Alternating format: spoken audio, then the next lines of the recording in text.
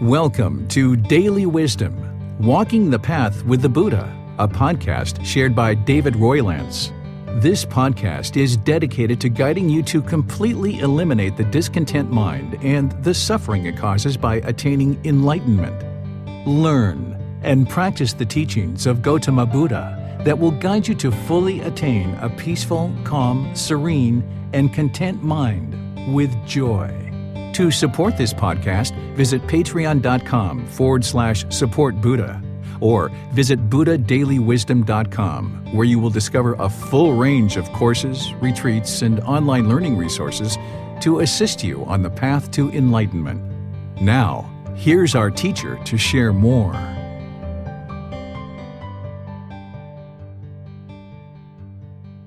Sawadee Kap. Hello and welcome to Daily Wisdom, Walking the Path with the Buddha.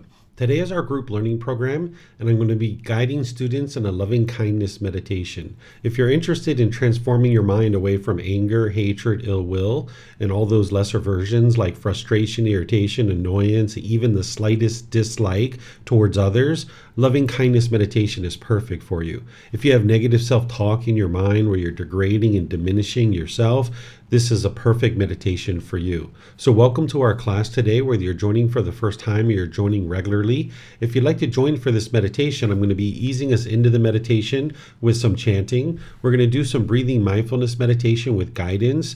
Then there'll be a brief period where we're actually meditating, doing breathing mindfulness meditation. I'm going to then come back in with guidance for loving kindness meditation. Then we're going to come out of that with some more breathing mindfulness meditation and some chanting. So if you'd like to join along, you might pull up a cushion for a seated position, or maybe you're sitting in a chair or on a sofa or something like this. You could also use lying or standing for this as well. Arahang Samma Sambuddho Bhagava Bhutang Bhagavanang Abhivateyami Savakato Bhagavata Tammo Dhammang Namasami Supatipano Bhagavato Sāvaka Saṅkho Saṅghang Namami Namo Tassa Bhagavato Arahato Samma Sambuddhassa Namo Tassa Bhagavato Arahato Samma Sambuddhassa Namo Tassa Bhagavato Arahato Samma Sambuddhassa Iti piso Bhagava Arahang Samma Sambuddho Vicacaranang Sammuno Sakato Rokavito Anutero Purisa Dhamma Sati Satatawa Manusanang Poto Bhagavati.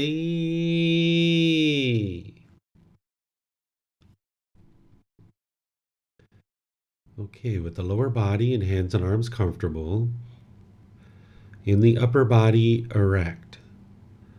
just close the eyes and start breathing in through the nose and out through the nose. Here you're just looking to establish the breath. A nice, natural, steady, consistent breath. Not forced or controlled, just a gradual inhale through the nose, experiencing the full breath. And then whenever you're ready, exhale out through the nose. Breathing in and out. Breathing in and out. Your breath may not match up with the guidance that I'm providing, and that's okay. This is your practice. I'm just here for guidance. You can use this voice as a reminder that whenever you get to the next inhale, breathing gradually through the nose, developing a nice, natural, steady, consistent breath. And then whenever you're ready, exhale out through the nose, experiencing the full breath. Breathing in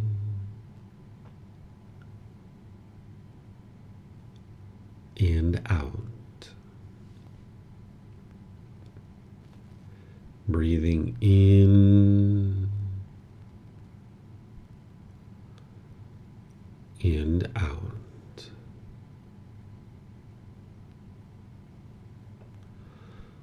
With the breath well established, start fixating the mind on the breath, either the sound of the breath coming into the nose or the sensation of air moving over the skin into the nose. The breath is the present moment. Fixate the mind on the breath, the present moment.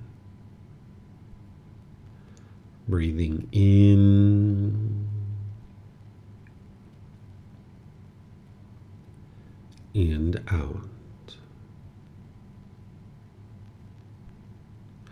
Breathing in and out.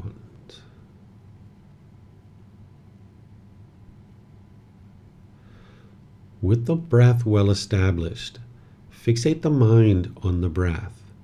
And whenever you notice that the mind moves off the breath, cut that off, let it go, and come back to the breath, the present moment. No need to observe the thought, label it, judge it, analyze it, or even try to figure out where it's coming from. Whenever you notice that the mind is moved off the breath, cut that off, let it go, and come back to the breath, the present moment. Breathing in and out. Breathing in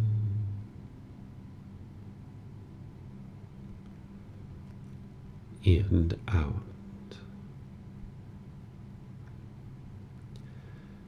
I'm going to be quiet now and let you do this work of focusing on the breath, cutting off and letting go anytime the mind moves off the breath.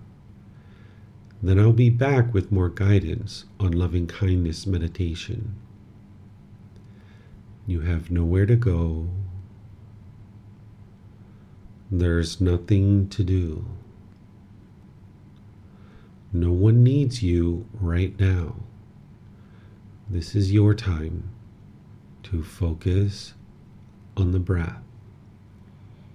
Breathing in and out.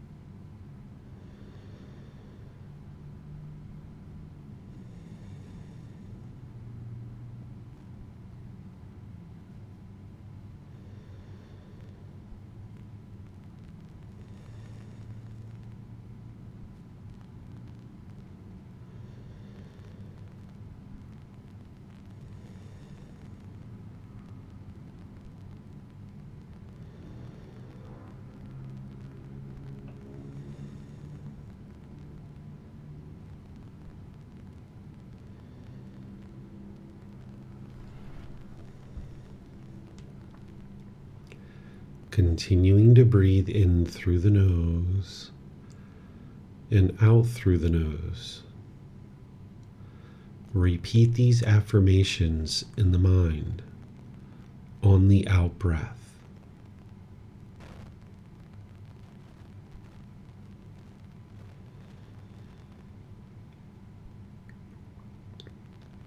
May I be peaceful.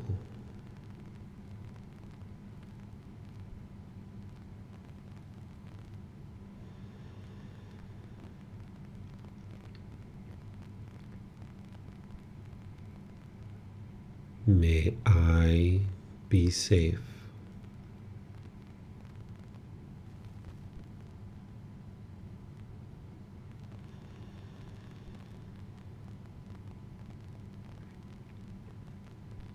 May I be well.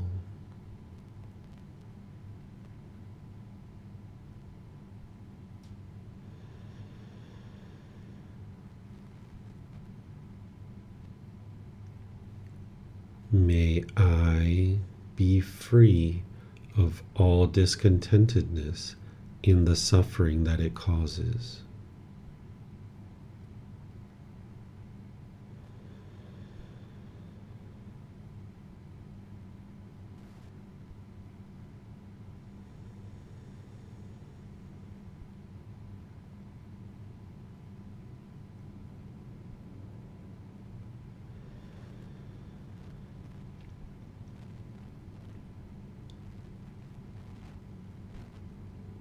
May Mom and Dad be peaceful.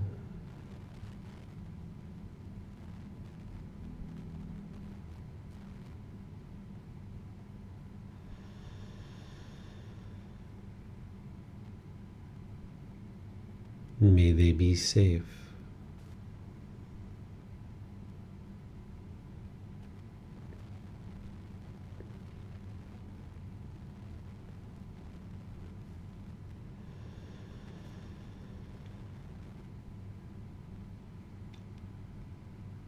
May they be well.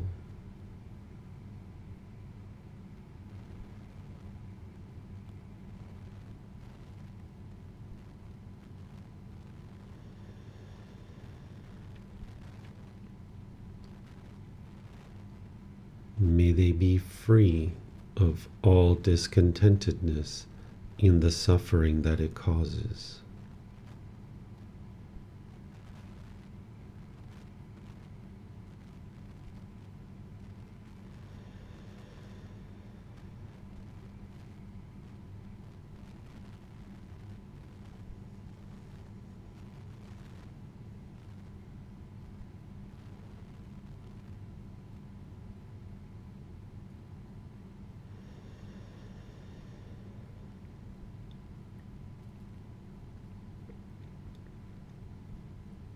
May my family, friends, co-workers, and neighbors all be peaceful.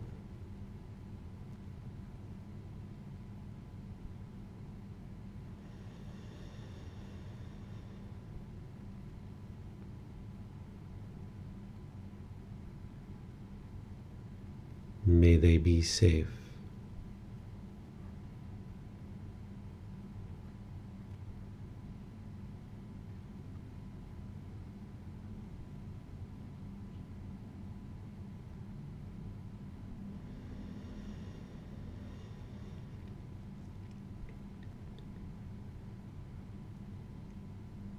May they be well.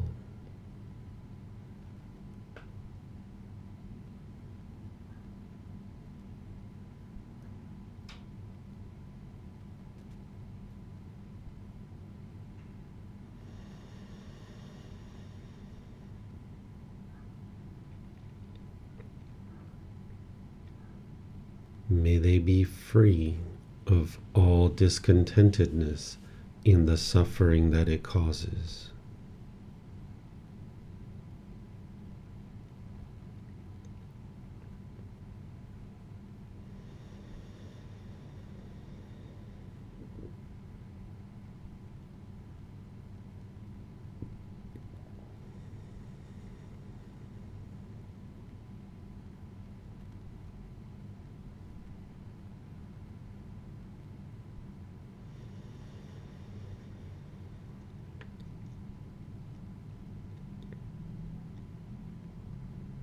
May all those who have harmed me be peaceful.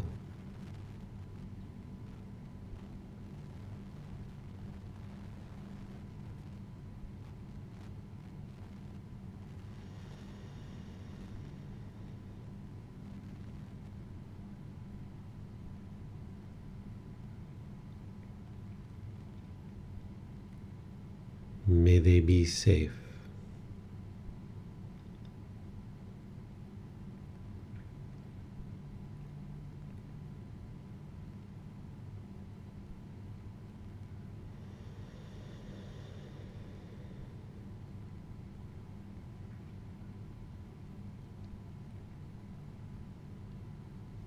May they be well.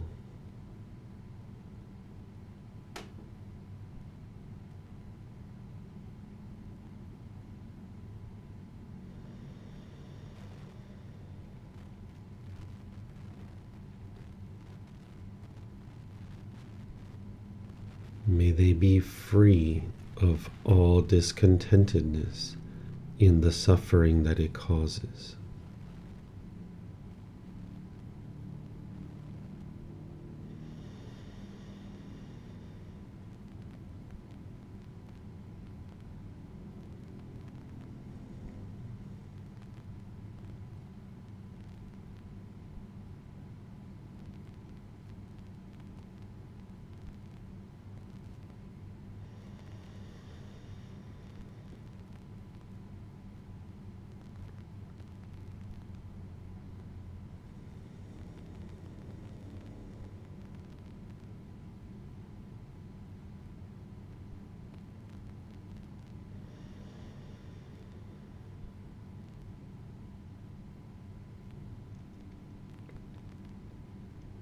May all those who I have harmed be peaceful.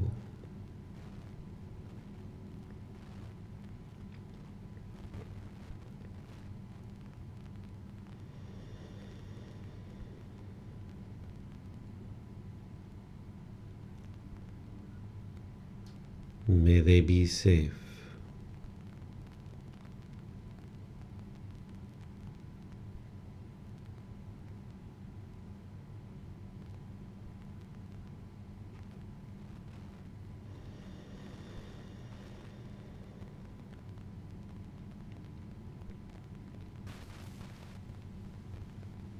May they be well.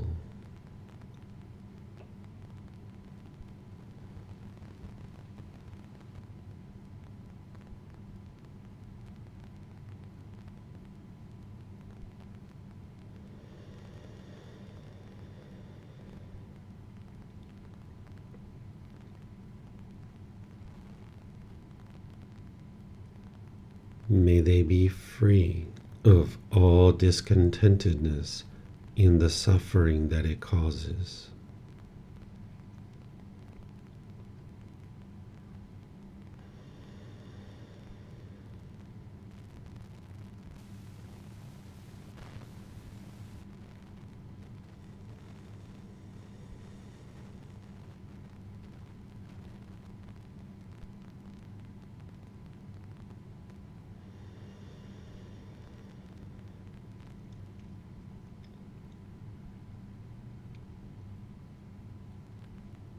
May all beings, wherever they reside, be peaceful.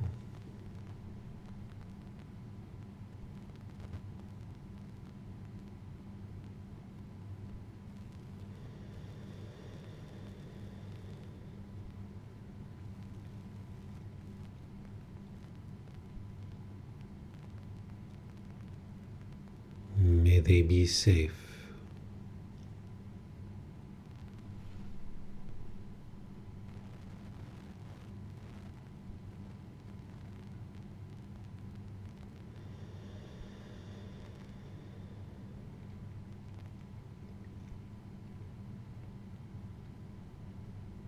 May they be well.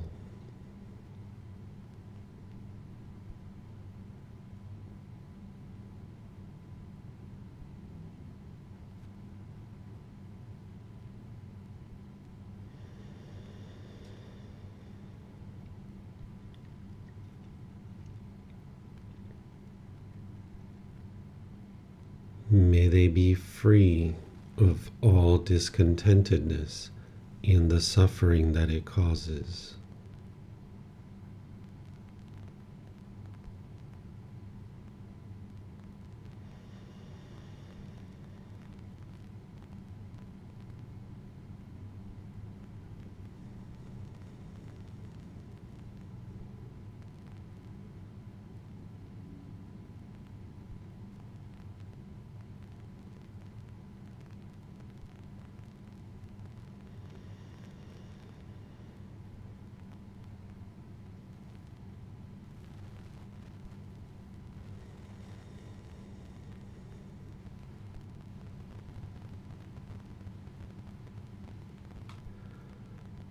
Now return back to breathing mindfulness meditation, focusing on the breath, cutting off and letting go anytime the mind moves off the breath.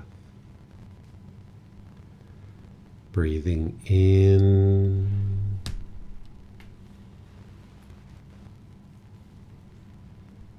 and out.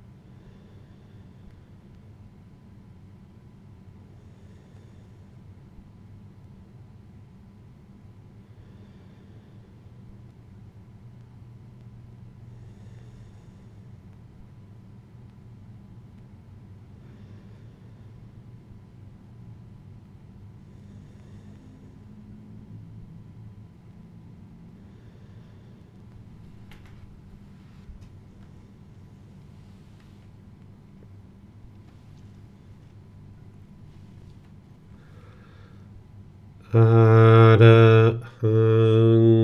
Samma Sambuddho Bhagava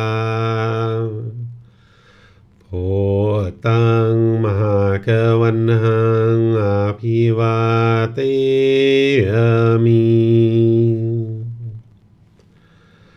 Savakato Bhagavata Dhammo Dhamma Namasami. Supatipano Bhagavato Sāvaka Saṅkho Saṅghang Namami.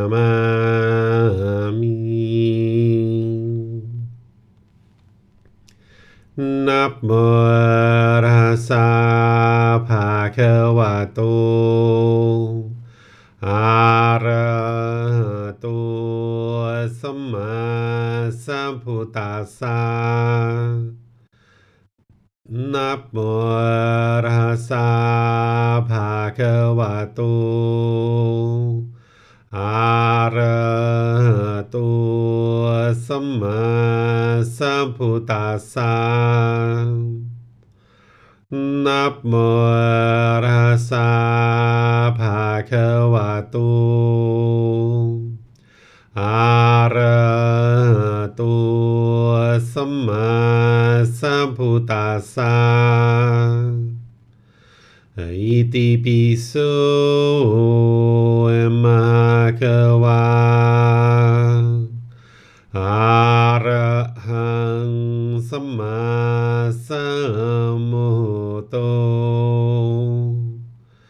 Vicacaranang Sammuno Sakatoro Kavitu Anutero Purisa Dhammasati Satatava Manusang Bhoto Bhagavati.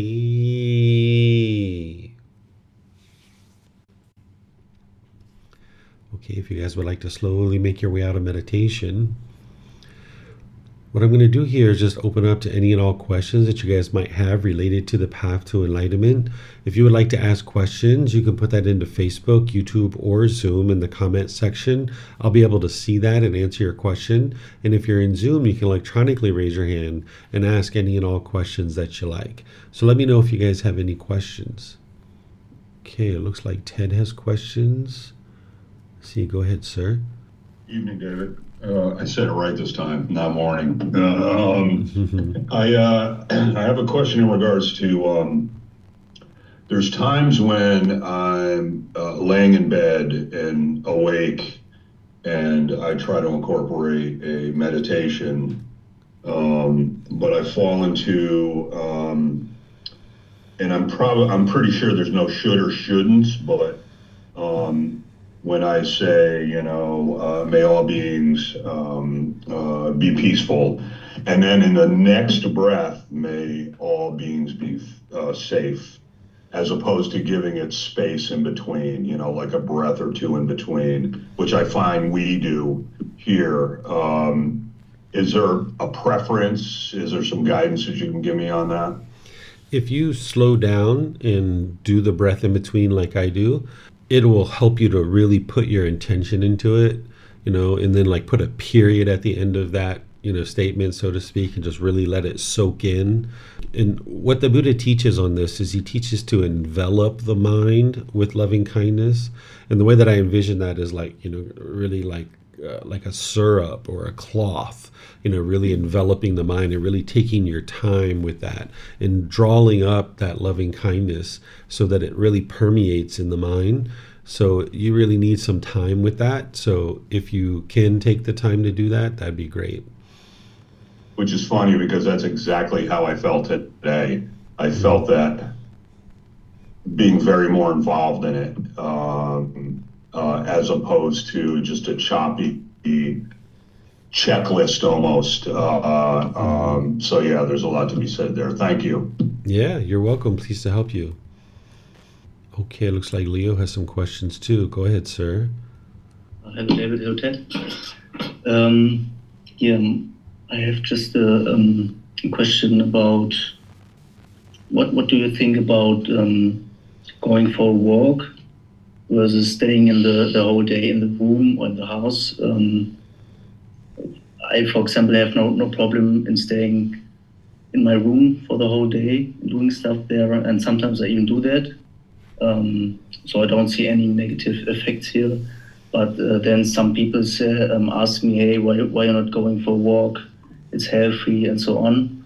Would you recommend going out for a walk, maybe for the fresh air or other benefits? Or is it just, is it really not important? Yeah, you can. This is something that you need to decide on a case-by-case basis. It sounds like other people might be attached or craving for you to do things a certain way.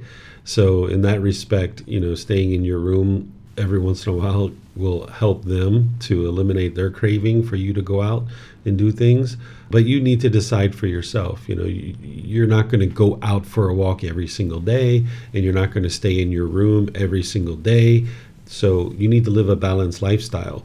If you're very comfortable staying in your room, okay, you've got that comfort there because you can stay in your room alone. You also need to build the comfort to be able to go outside too. But when or if you do that is up to you.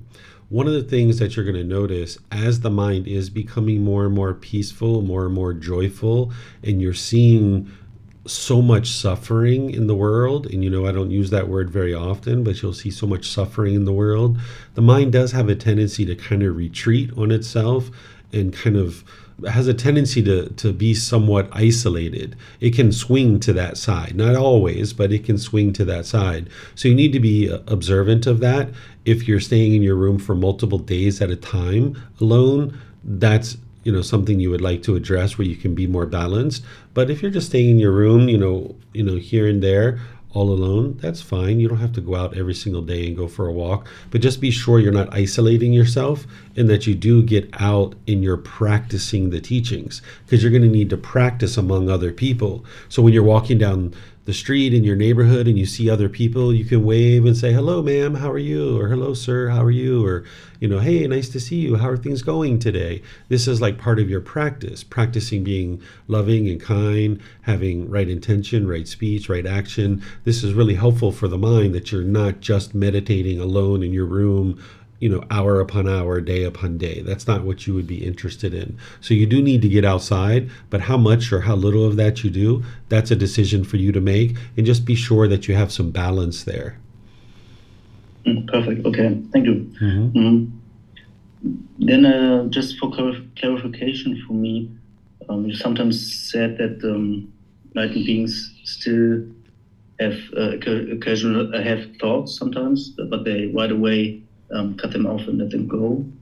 Is it the same with bodily sensations? I guess that it's not, because I think the root is destroyed. So there might be no bodily sensations come up.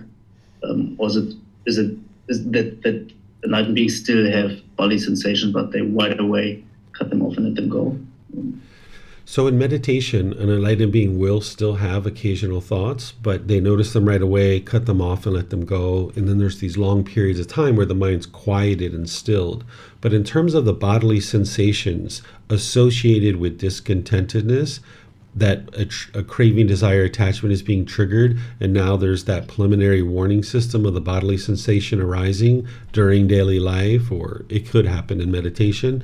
An enlightened being doesn't experience any of that, because there is no arising of craving, desire, attachment, or discontentedness. So they've eliminated all of that. The mind is still and quieted and peaceful in meditation and outside of meditation, but they still experience bodily sensations like an itch, or, if they're standing too close to a fire, they're going to feel that heat and those kinds of things. But they're not going to experience the bodily sensations that we talk about as part of right mindfulness, the 4 foundations of mindfulness.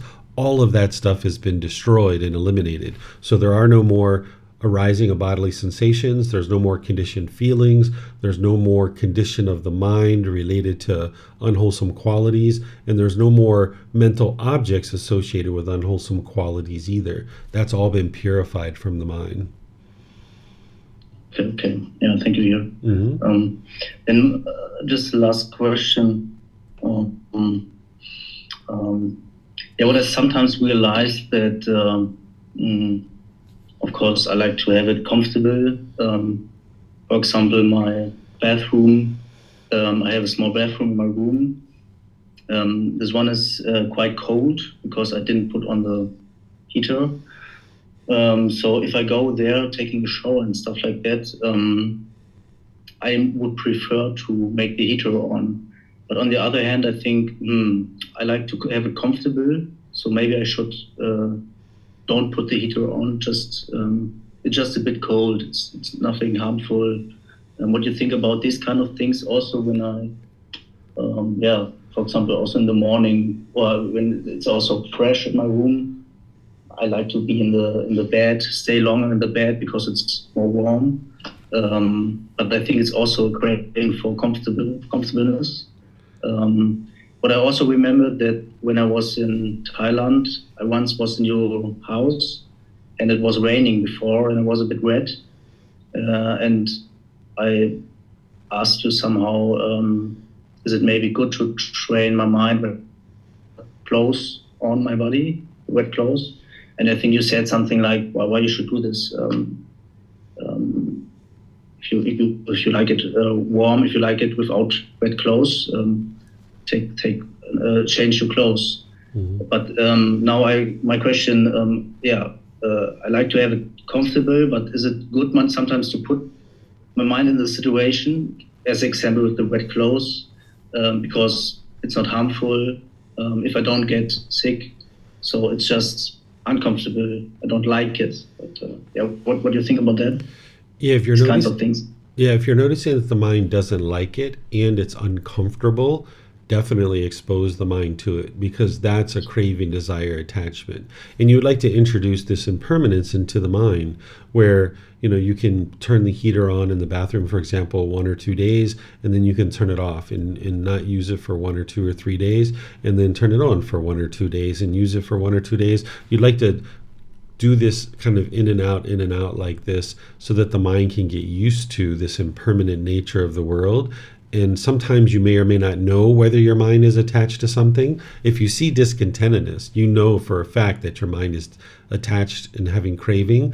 But if you're not sure, like maybe with the bathroom, that's where you would like to test the mind and make sure that the mind is not attached. So for example, I used to sleep with the fan on sometimes here in my house. And there's that little sound when you're sleeping with the fan, like a little bit of white noise. And I used to sleep like that for quite a while, but just to be sure my mind wasn't attached to it, I would turn it off for several nights and make sure that the mind could still fall asleep and wasn't discontent without that particular sound. So you would like to test all these kinds of things in order to make sure that the mind isn't attached and there isn't a craving. And if there is a craving, you'll see the discontentedness, but continuous exposure to these situations, you'll be able to eliminate your cravings and get to the point where the mind can be comfortable no matter what these situations are. Okay. So important is that I don't harm myself and others. Mm-hmm. And if it's cold, I think it's not a big deal, right? So in this case. Yeah, the only thing that cold could do is you could experience hypothermia. We talked about this when you're here, that it's not the cold weather that produces a virus or bacteria or a cold, like a sickness in the body. It's a virus or bacteria that produces the sickness in the body. So I'm sure you're not going to get hypothermia in your house without using a heater. So you could easily expose the body to that, which essentially is training the mind that, hey, this heater is impermanent. And even one of the things I did here in Thailand is, because we use air conditioning when we're sleeping and stuff like that, there were times where I slept without the air conditioning just to make sure that the mind wasn't attached to that. And I would sleep and do the things I need to do without air conditioning. And this was really helpful because I was able to ensure that the mind wasn't attached to it. And then several months ago, when I went to Mexico, I was gone for 3 weeks. Out of the 3 weeks, there was only 2 days that I was actually in air conditioning because the places I was at didn't have air conditioning. So it was no big deal. When I saw like, oh, there's no air conditioning. Okay, no big deal, right? The mind wasn't discontent. It wasn't frustrated. I was able to easily go to sleep because my mind wasn't attached to air conditioning. So you would like to make sure you're testing all these kinds of things. Okay, perfect. Well, what is about if I make a meditation? I can imagine that if it's cold and I try to meditate, that it's difficult to concentrate on the breath. But yeah, I think I should also learn to meditate when it's cold, right? But just curious if my progress will fall back if I do that for time. Now, if you're exposing the mind to different variables, environmental variables like different sounds, different lighting, different temperature, different locations while you're actually meditating, this will actually help you to train the mind to not crave permanence during your meditation. And this will ensure that the mind doesn't have any craving. So you'd like to move around into different locations to meditate and change all those different variables like lighting, sounds, temperature, and things like that. Even like different cushions and different, sometimes with a cushion, sometimes without it, change all these different things multiple times to ensure that there's no craving anywhere. Okay. Yeah, thank you for your guidance here. Yeah, you're welcome. Okay, I'm going to check to make sure we don't have anything anywhere else. I'm not seeing any questions anywhere else. So I'll just end by thanking all of you guys for joining, whether you're attending live or you're listening to this on the replay. Thank you for your interest in learning and practicing these teachings.